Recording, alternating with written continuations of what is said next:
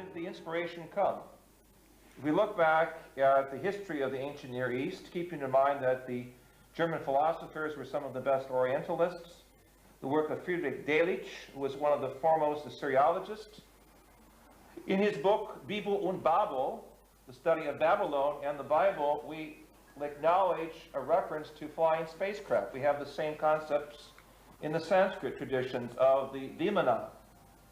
The Germans were clearly well aware throughout the history of some 12 to 6,000 to 3,000 years, depending upon Oriental and Near Eastern history, that these craft did exist, and thus began in the 30s a very intensive effort to try to look at these exotic systems that could cross, as it were, the space barrier and open the window to contact with other worlds. It's this very unique scenario, the contact with other worlds, that is the most important part of the history of the Third Reich. For how does this type of experiment arrive on the scene? That is to say, the genetic experiments. How does this type of experiment arrive on the scene? That is to say, the ability to come up so quickly with such a vast category of different space systems of flight and navigation.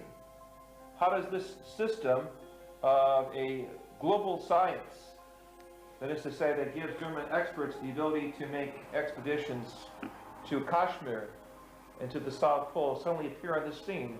Obviously, there are higher connections. Da war mein Ziel immer die unbekannten Teile von Asien, wo die Karten das verlockende Wort unerforscht trugen über die weißen Flecken. Solche Gegenden von Innerasien und Tibet habe ich immer aufgesucht. Ich hatte nämlich ein Gefühl und ein Glauben, dass mitten in der Wüste, wo keine Menschen zu finden sind, wo keine Straßen vorhanden sind, dass ich dort vielleicht die Spuren